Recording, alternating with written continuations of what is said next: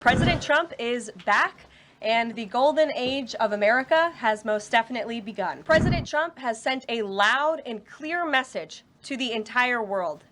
America will no longer tolerate illegal immigration. To foreign nationals who are thinking about trying to illegally enter the United States, think again. Good to see all of you. It's an honor to be here with all of you. A lot of familiar faces in the room, a lot of new faces.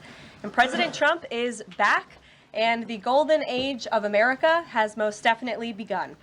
The Senate has already confirmed 5 of President Trump's exceptional cabinet nominees: Secretary of State Marco Rubio, Defense Secretary Pete Hegseth, CIA Director John Ratcliffe, Homeland Security Secretary Kristi Noem, and Treasury Secretary Scott Bessent.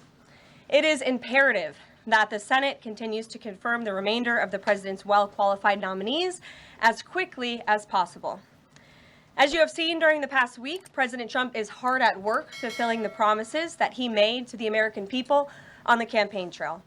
Since taking the oath of office, President Trump has taken more than 300 executive actions, secured nearly $1 trillion in U.S. investments, deported illegal alien rapists, gang members, and suspected terrorists from our homeland, and restored common sense to the federal government. I want to take a moment to go through some of these extraordinary actions. On day 1, President Trump declared a national emergency at our southern border to end the 4-year-long invasion of illegal aliens under the previous administration. Additionally, President Trump signed an executive order to end catch and release and finish construction of his effective border wall. By using every lever of his federal power, President Trump has sent a loud and clear message to the entire world. America will no longer tolerate illegal immigration, and this president expects that every nation on this planet will cooperate with the repatriation of their citizens.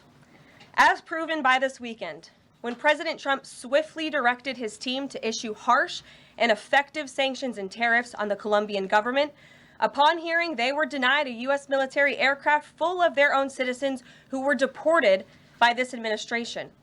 Within hours, the Colombian government agreed to all of President Trump's demands, proving America is once again respected on the world stage.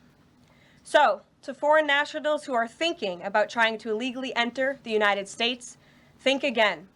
Under this president, you will be detained and you will be deported. Every day, Americans are safer because of the violent criminals that President Trump's administration is removing from our communities. On January 23rd, ICE New York arrested a Turkish national for entry without inspection who is a known or suspected terrorist. On January 23rd, ICE San Francisco arrested a citizen of Mexico unlawfully present in the United States who has been convicted of continuous sexual abuse of a child aged 14 years or younger. ICE St. Paul has arrested a citizen of Honduras who was convicted of 4th-degree criminal sexual conduct with a minor. ICE Buffalo arrested a citizen of Ecuador who has been convicted of rape. ICE Boston arrested a citizen of the Dominican Republic who has a criminal conviction for 2nd-degree murder. This criminal was convicted of murder for beating his pregnant wife to death in front of her 5-year-old son. And ICE St. Paul also arrested a citizen of Mexico who was convicted of possessing pornographic material of a minor on a work computer. These are the heinous individuals that this administration is removing from American communities every single day, and to the brave state and local law enforcement officers, CBP, and ICE agents who are helping in the facilitation of this deportation operation, President Trump has your back, and he is grateful for your hard work.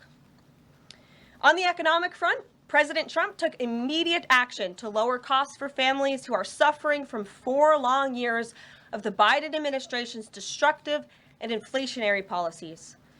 President Trump ordered the heads of all executive departments and agencies to help deliver emergency price relief to the American people, untangle our economy from Biden's regulatory constraints, and end the reckless war on American energy.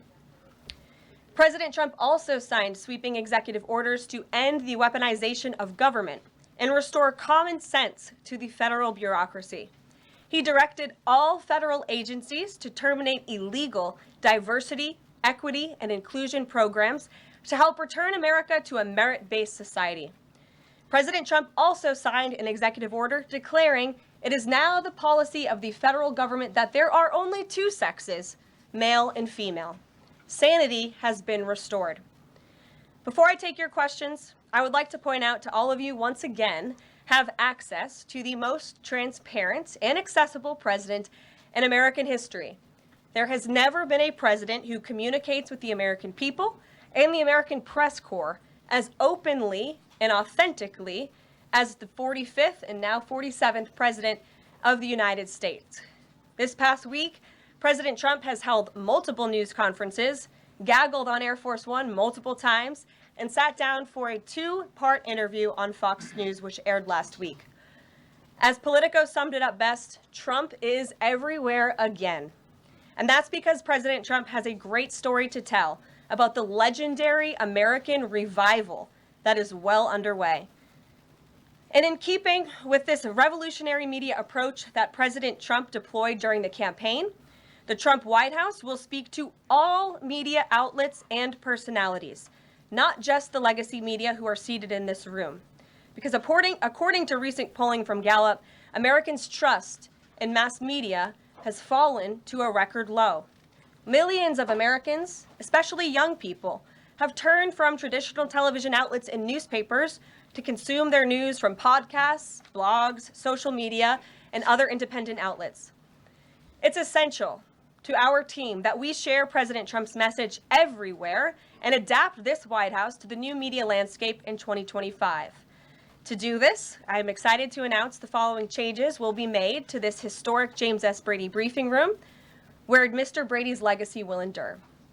This White House believes strongly in the First Amendment, so it's why our team will work diligently to restore the press passes of the 440 journalists whose passes were wrongly revoked by the previous administration. We're also opening up this briefing room to new media voices who produce news-related content and whose outlet is not already represented by one of the seats in this room. We welcome independent journalists, podcasters, social media influencers, and content creators to apply for credentials to cover this White House. And you can apply now on our new website, whitehouse.gov/newmedia. Starting today, this seat in the front of the room, which is usually occupied by the press secretary's staff, will be called the new media seat. My team will review the applications and give credentials to new media applicants who meet our criteria and pass United States Secret Service requirements to enter the White House complex.